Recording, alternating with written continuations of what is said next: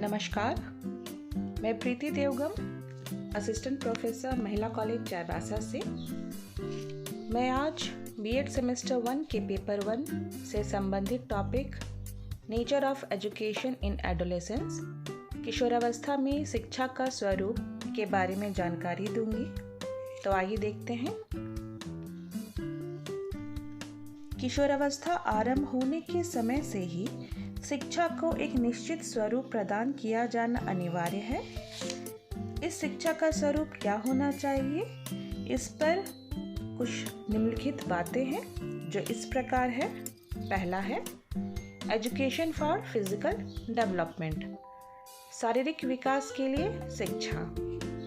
किशोरावस्था में शरीर में अनेक क्रांतिकारी परिवर्तन होते हैं, जिनको उचित शिक्षा प्रदान करके शरीर को सबल और सुडौल बनाने का उत्तरदायित्व विद्यालय पर है। अतः उसे निम्नलिखित का आयोजन करना चाहिए, जो इस प्रकार है। पहला, शारीरिक और स्वास्थ्य शिक्षा। दूसरा, विभिन्न प्रकार के शारीरिक व्यायाम। और तीसरा है सभी प्रकार के खेलकूद। दूसरा शिक्षा का स्वरूप है एजुकेशन फॉर मेंटल डेवलपमेंट, मानसिक विकास के लिए शिक्षा। किशोर की मानसिक शक्तियों का सर्वोत्तम और अधिकतम विकास करने के लिए शिक्षा का स्वरूप उनकी रुचियों, रुझानों, दृष्टिकोणों और योग्यताओं के अनुरूप होना चाहिए। जैसे विद्यालय विषयों के साथ साथ स्थानों का भ्रमण, पर्यटन, वाद विवाद, कविता लेखन आदि पाठ्यक्रम सहगामी क्रियाएं। और इससे किशोरों की रुचियां, कल्पना और दिवा स्वप्न जैसे इच्छाओं को एक स्वरूप मिलता है और किशोर इसमें बढ़ चढ़ के हिस्सा लेते हैं। तीसरा है एजुकेशन फॉर इमोशनल डेवलपमेंट, संवेगात्मक विकास के लिए शिक्षा। किशोर अनेक प्रकार के संवेगों से संघर्ष करता है। इन सब लोगों में से कुछ उत्तम और कुछ निकृष्ट होते हैं, अर्थात किशोरों के लिए हानिकारक होते हैं।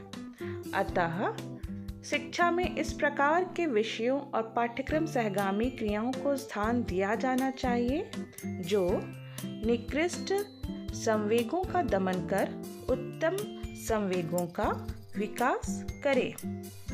और इस उद्देश्य से कला, विज्ञान, साहित्य, संगीत, सांस्कृतिक कार्यक्रम को एक अहम स्थान दिया जाना चाहिए, जिससे किशोरों का संवेगात्मक विकास अच्छी तरह से हो सके।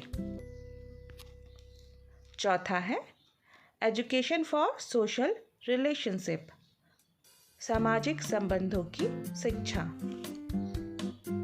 किशोर अपने समूह को अत्यधिक महत्व देता है और उसमें आचार व्यवहार की अनेक बातें सीखता है। अतः विद्यालय में ऐसे समूहों का संगठन किया जाना चाहिए जिनकी सदस्यता ग्रहण करके किशोर उत्तम सामाजिक व्यवहार और संबंधों के पाठ सीख सके। और इस दिशा में कुछ सामूहिक क्रियाएं या सामूहिक खेल या स्काउटिंग, गाइडिंग जैसी उपयोगी क्रियाएं करवाना चाहिए, जिससे किशोरों की सामाजिक संबंधों में सुधार आ सके। पांचवा है एजुकेशन फॉर इंडिविजुअल डिफरेंसेस, व्यक्तिगत विभिन्नताओं के अनुसार शिक्षा। किशोर में व्यक्तिगत विभिन्नता और आवश्यकताओं को सभी शिक्षाविद स्वीकार करते हैं। अतः विद्यालयों में विभिन्न पाठ्यक्रमों की व्यवस्था की जानी चाहिए, जिससे किशोरों की व्यक्तिगत मांगों को पूर्ण किया जा सके। और इस बात पर बल देते हुए सेकेंडरी एजुकेशन कमीशन अर्थात माध्यमिक शिक्षा आयोग का भी कहना है कि माध्यमिक विद्यालयों के छात्रों को विभिन्न प्रवृत्तियां, रुचियां और योग्यताओं को पूर्ण करने के लिए उनकी शैक्षिक कार्यक्रम की व्यवस्था भी वैसी ही होनी चाहिए, जिससे हर एक व्यक्तिगत किशोरों की शिक्षा ज़रूरतें पूरी हो सकें।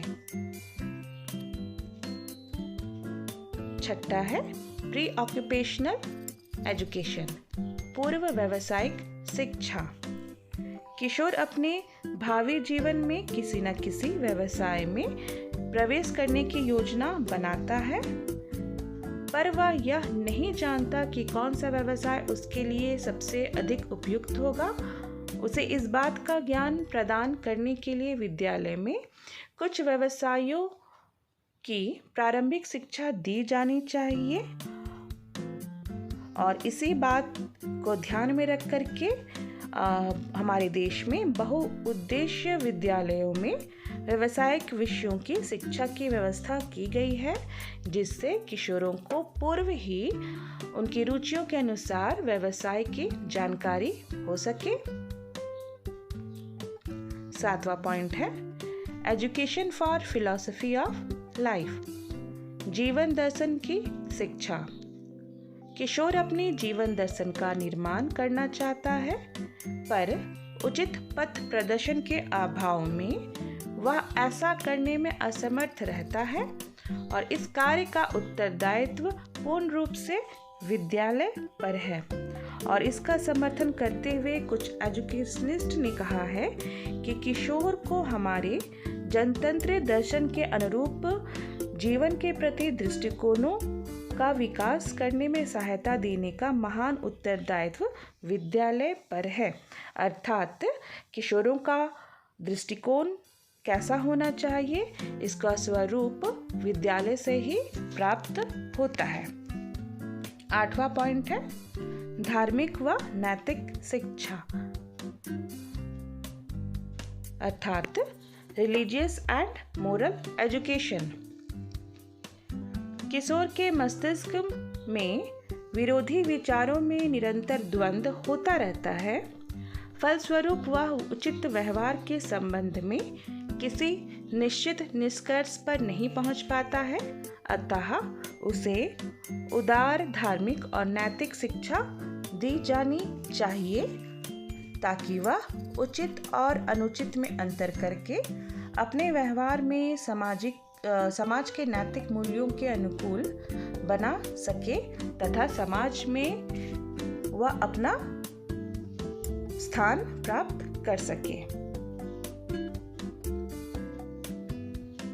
9वां पॉइंट है सेक्स एजुकेशन, यौन शिक्षा।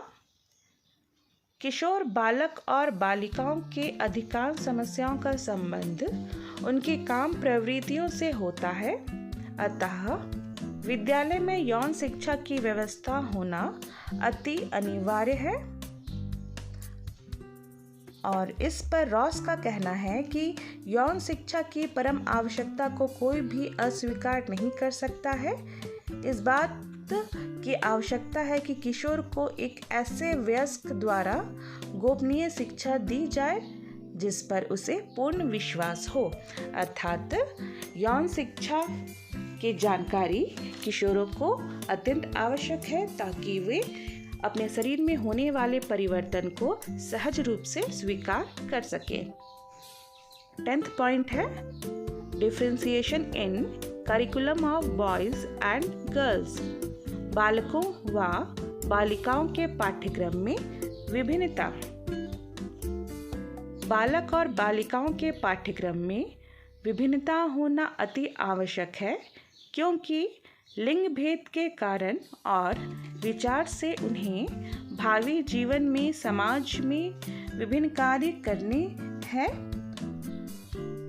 इसलिए दोनों के पाठ्यक्रमों में विभिन्नता होनी चाहिए, क्योंकि समाज में उनका अलग अलग रोल प्ले होता है। जैसे किशोर लड़कियों को आगे जा कर के घर संभालना होता है, बच्चे देखना होता है, परिवार संभालना होता है, उसी प्रकार किशोर बालक में अपने भावी जीवन में परिवार की जिम्मेदारी निभाना, उनका खर्च वहन करना जैसे जिम्मेदारियां होती हैं।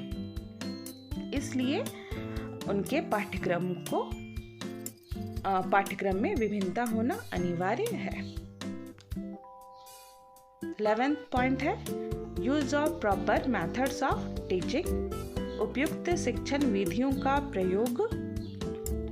किशोर में स्वयं परीक्षण, निरीक्षण, विचार और तर्क करने की प्रवृत्ति होती है, अतः उसे शिक्षा देने के लिए परंपरागत विधियों का प्रयोग नहीं किया जाना चाहिए और उसके लिए किस प्रकार का शिक्षण विधियां उपयुक्त हो सकती है ये विद्यालय को निश्चित करना चाहिए, क्योंकि हर एक बालक एक दूसरे से भिन्न होता है और उनकी ज्ञान अर्जित करने की क्षमता भी अलग होती है, जिस कारण से उनको सही ज्ञान और पूर्ण ज्ञान प्राप्त हो सके। इसके लिए विद्यालय को चाहिए कि अलग अलग तरह का शिक्षण विधि का वे प्रयोग करें। 12th पॉइंट है adult type behaviour towards adolescence, किशोर के प्रति वयस्क का सा व्यवहार। किशोर को ना तो बालक समझना चाहिए और ना उसके प्रति बालक का सा व्यवहार किया जाना चाहिए। इसके विपरीत उसके प्रति वयस्क का सा व्यवहार किया जाना चाहिए।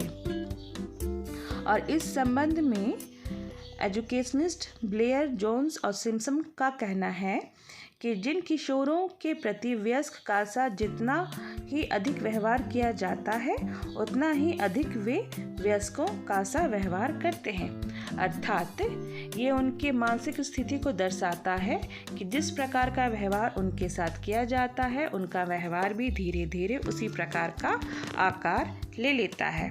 सिंस किशोरावस्था में किशोर एडल्ट की ओर बढ़ते हैं, यानी कि उस प्रोसेस में होते हैं कि वे कुछ समय के बाद पौढ़ावस्था को प्राप्त कर लेते हैं।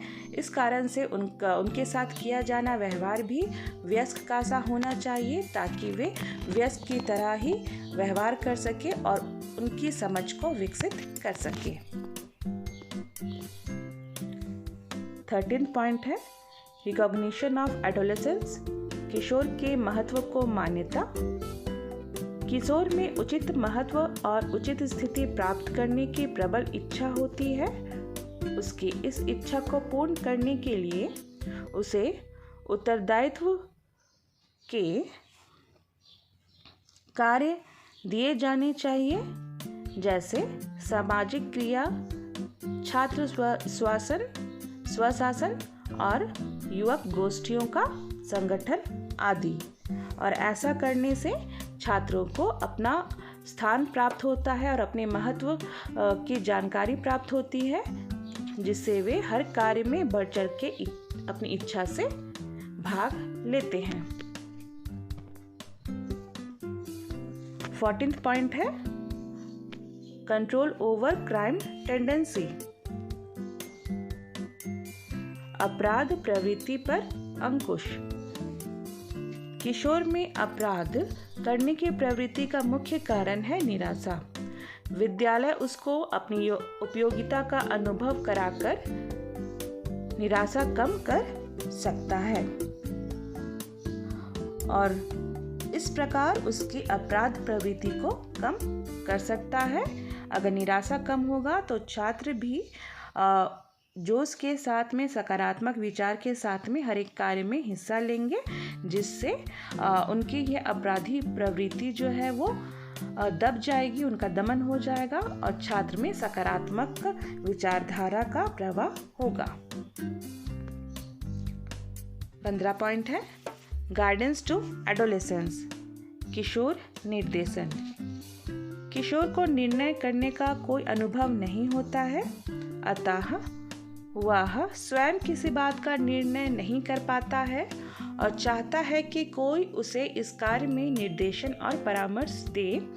यह उत्तरदायित्व उसके अध्यापकों और अभिभावकों को लेना चाहिए, और इसलिए लेना चाहिए क्योंकि अध्यापक और अभिभावक ही किशोर के निकट होते हैं और किशोर भी उन पर पूर्ण विश्वास करता है, जिससे उनकी बातों को वो सही समझ करके बिना विचारे जो है उस पर फॉलो करता है।